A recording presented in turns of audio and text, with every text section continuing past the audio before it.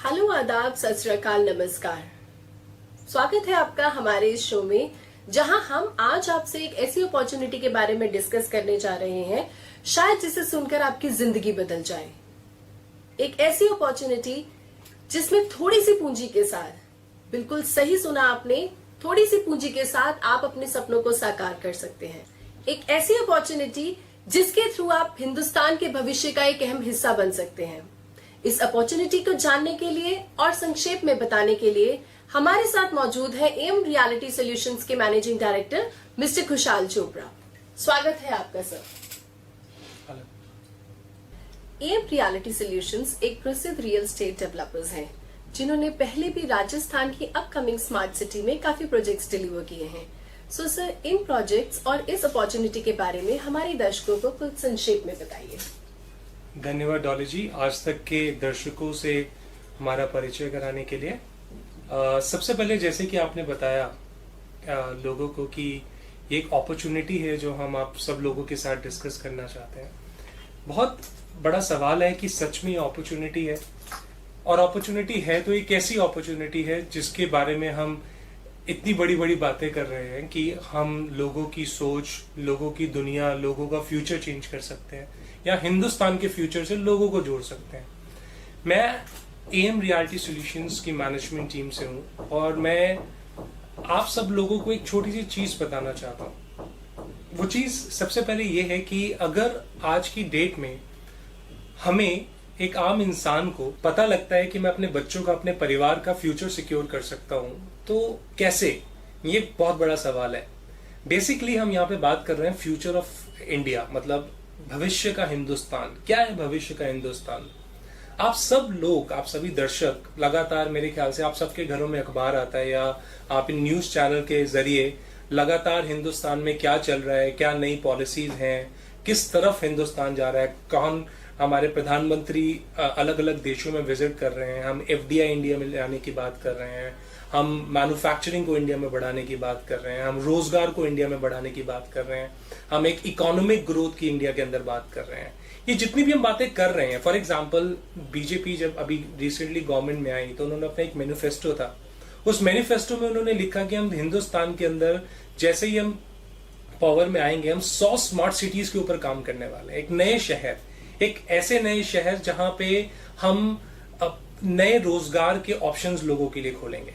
जैसे कि मैं आपको बताना चाहता हूं कि हमारी रिसर्च कहती है कि जिस तरीके से आज के डेट में छोटे शहरों से बड़े शहरों में लोग नौकरी के लिए आते हैं, हर मिनट हजारों लोग छोटे शहरों से बड़े शहरों में नौकरी के लिए आज की डेट में आ रहे हैं।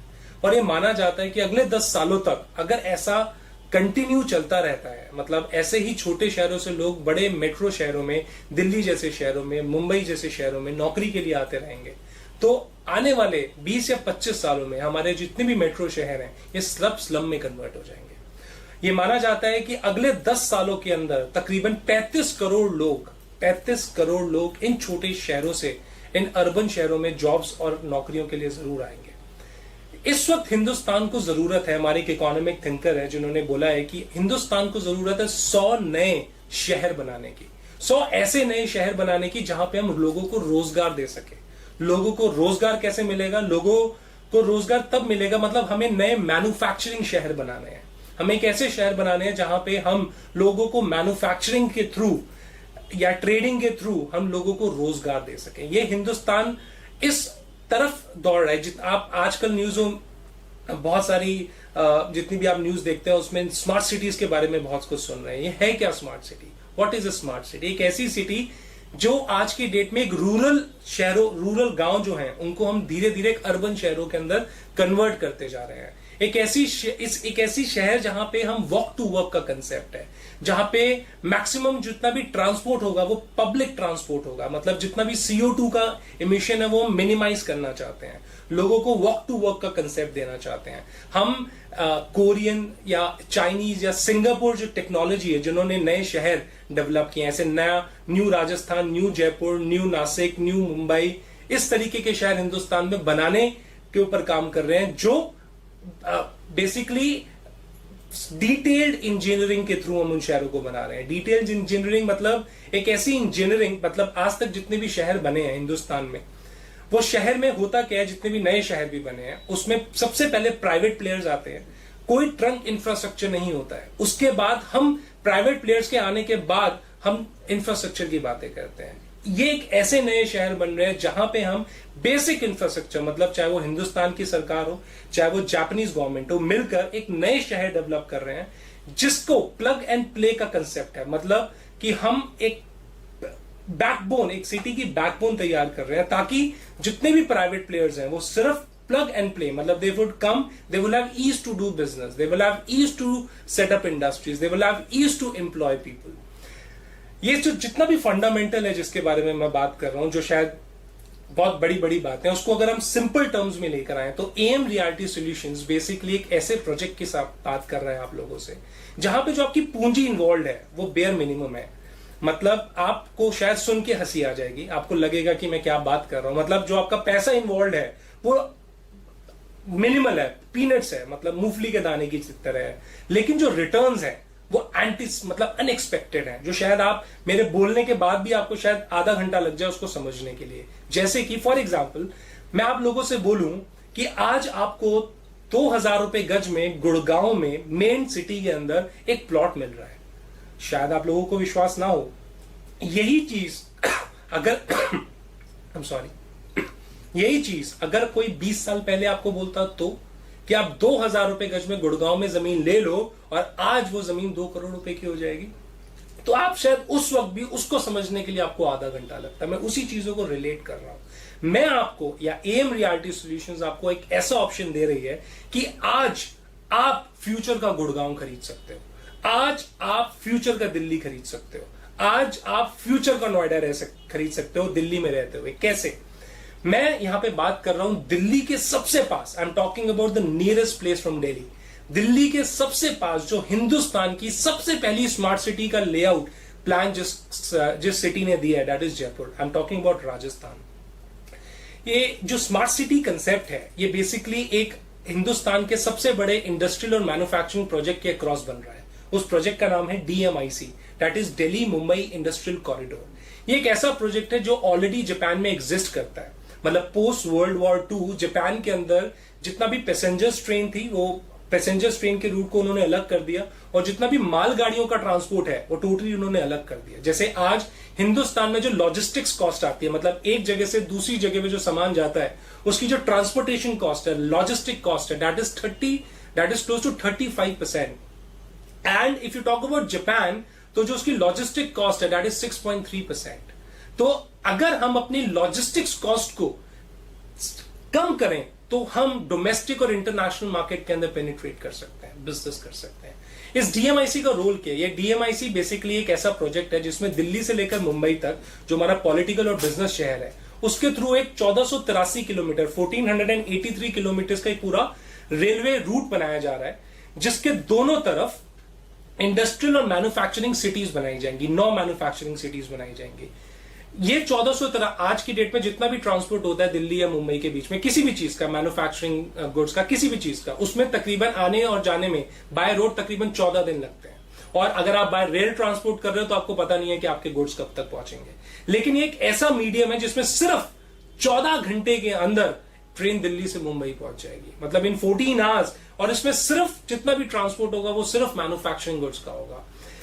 इसके अक्रॉस 9 जोन्स बनाए जा रहे हैं, 9 इंडस्ट्रियल जोन्स बनाए जा रहे हैं जिनको मैन्युफैक्चरिंग सिटीज बोलते हैं, जिसको आप स्मार्ट सिटीज के बारे में सुनते जा रहे हैं आज की डेट में। What is smart city? Smart city is the cities across this corridor, जो दिल्ली मुंबई इंडस्ट्रियल कॉरिडोर के अक्रॉस ये स्मार्ट सिटीज बन रही है। इन स्मार्ट सिटीज के अंदर क्योंकि वो मालगाड़ियों से उतरा सीधा इंडस्ट्रीज में गया और ट्रांसपोर्टेशन कॉस्ट हो गई 0, मतलब we are saving on logistics cost. और उसके साथ साथ हम नए शहर बना रहे हैं, रोजगार के नए ऑप्शन खरीद रहे हैं। फॉर एग्जांपल हमारी मैन्युफैक्चरिंग इस तकरीबन 15% ऑफ द GDP, हमारा exports is 7 to 8% net of the GDP। एक डेवलपिंग कंट्री के लिए, इंडिया के लिए बहुत जरूरी है कि वो अगर वो अपना एम्प्लॉयमेंट पोटेंशियल, मतलब अपने रोजगार के पोटेंशियल को डबल करना चाहती है तो तकरीबन उसको अपने मैन्युफैक्चरिंग को तकरीबन ट्रिपल करना पड़ेगा, 3 गुना करना पड़ेगा। और अगर वो 3 गुना कर लेती है तो अपने एक्सपोर्ट्स को 4 गुना कर सकती है। और यही हमारे DMIC के मेजर गोल्स है। मैं एम रियलिटी सॉल्यूशंस आपको एक ऑप्शन दे रहा है कि इस 1483 किलोमीटर का रूट का जो ये जो डीएमआईसी है ये दिल्ली, हरियाणा, राजस्थान, गुजरात, मध्य प्रदेश और महाराष्ट्र से होकर गुजर रहा है। इस पूरे कॉरिडोर का 39% एरिया, क्योंकि राजस्थान एक बहुत बड़ी सिटी है, वो राजस्थान में आता है, 38% एरिया गुजरात में आता है और बाकी जितना भी एरिया बचता है तकरीबन 23% वो सारे बाकी शहरों के में आता है। मतलब the major hub of this entire project lies in Rajasthan. जिस जगह इस राजस्थान का मेजर हब यहां पे बन रहा है डीएमआईसी का 850 एकड़ का कॉरिडोर, जिसके पैरेलल 200 से 250 स्क्वायर किलोमीटर के अंदर पूरा इंडस्ट्रियल स्पेशल इकोनॉमिक जोन बन रहा है, उसमें जो फुलेरा का स्मार्ट सिटी प्लान है, इस जगह को हम फुलेरा बोलते हैं जहां पे डीएमआईसी का जंक्शन आ रहे हैं, दिल्ली के बाद जयपुर और जयपुर के बाद जो अगला जंक्शन है दैट इज फुलेरा, वहां पे ये कॉरिडोर बन रहा है। उसके साथ जो राजस्थान या फुलेरा का जो 2031 का मास्टर प्लान आया है, उसमें जहां पे इसके मेन रेजिडेंशियल हब है उसके अंदर ये JD approve government approve societies हैं, जिसके अंदर आज की डेट में आप तकरीबन 2800 से 3000 रुपए गज में एक रेजिडेंशियल गवर्नमेंट अप्रूव प्लॉट खरीद सकते हैं, जिसमें एम रियल्टी सॉल्यूशन एंटिसिपेट कर रही है कि अगर आप इस प्रॉपर्टी को आने वाले 5 से 7 साल तक होल्ड कर लेते हैं तो हो सकता है ये प्रॉपर्टी आपको 10 गुने तक का रिटर्न दे दे। आप मेरी बात को ध्यान से समझिए, मैं बात कर रहा हूं 10 गुने तक का रिटर्न दे दे। ये मैं जो बोल रहा हूं अगर वो सच में एक विजन है, मेरा विजन नहीं है, एम रियल्टी सॉल्यूशंस का विजन नहीं है, हिंदुस्तान का विजन है। और अगर आप हिंदुस्तान की सरकार के साथ आज एक ऐसा कदम उठा लेते हैं जिसमें आपने एक जमीन का टुकड़ा लिया, पहली बात एक जमीन का टुकड़ा कभी आपको नुकसान नहीं दे सकता, शायद किसी को नहीं। हमारे बड़े बुजुर्ग भी कहते हैं जमीन कहीं भी खरीद लो, जमीन सही है तो नुकसान कभी नहीं हो सकता। तो अगर इस प्रोजेक्ट के हम पॉजिटिव्स और नेगेटिव देखें, नेगेटिव पार्ट ये है कि अगर सारे प्रोजेक्ट जिनकी मैं बात कर रहा हूं कैंसिल भी हो जाए, तब भी आपका एक जमीन का टुकड़ा है 5 साल में, तब भी आपको 3000 का 4 से 5000 रुपए गज दे जाएगा, तब भी बैंक ब्याज से बहुत ज्यादा है। और अगर ये चीजें पॉजिटिवली निकल के आ जाए, क्योंकि ये प्रोजेक्ट एलएनटी बना रहा है, आईडीएफसी जैसे प्लेयर्स, आईएफसीसी इसको फंड कर रही हैं, एलएनटी जैसी biggest construction company, cash enrich company इसको बना रही है, दिल्ली मेट्रो जापान ने बनाई है, डीएनडी जापान ने बनाया है कॉन्ट्रैक्चुअल बेसिस में। दिस इज द प्रोजेक्ट जिसके अंदर $35 अरब जापान फंड कर रहा है। मतलब this is one of the biggest project of the Indian government today, जिस प्रोजेक्ट के अंदर इंडियन गवर्नमेंट और जापानीज गवर्नमेंट का इन्वॉल्वमेंट है, उस प्रोजेक्ट की मैं बात कर रहा हूं। उसके साथ साथ जो इस जगह है फुलेरा, इसमें डीएमआईसी के अलावा विश्व का सबसे बड़ा 25,000 एकड़ जमीन के अंदर 5,000 मेगावाट का इंडस्ट्रियल सोलर प्लांट बन रहा है। आज तक हिंदुस्तान में ऐसा कोई सोलर प्लांट नहीं है जिसकी कैपेसिटी 500 मेगावाट से ऊपर हो।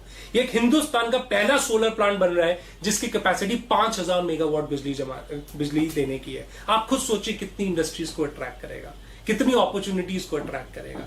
जमीन का रेट वहीं बढ़ता है जहां पे एम्प्लॉयमेंट है, रोजगार है। मैं जितनी भी चीजों की बात कर रहा हूं ये वही चीजें हैं जो रोजगार लेकर आ रही हैं, जो आने वाले टाइम में लोगों को रोजगार देंगे। और जहां रोजगार है वहां पे लोगों को सर ढकने के लिए छत चाहिए।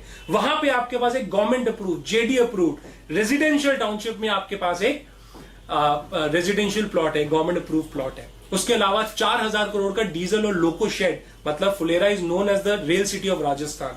वहां पे 4000 करोड़ का डीजल लोको शेड, मतलब जहां पे ट्रेन असेंबल होती है, वो पॉइंट यहां पे आ गया है। फूड पार्क, जो भी गवर्नमेंट ने फूड पार्क लॉन्च किया, उसका food park is in the same vicinity. RTDC ने वहां पे 5 स्टार होटल डालने की जगह ले ली है। 2031 का अगर आप मास्टर प्लान देखेंगे तो यहाँ पे क्रिकेट स्टेडियम और 18 होल्स का गोल्फ कोर्स है।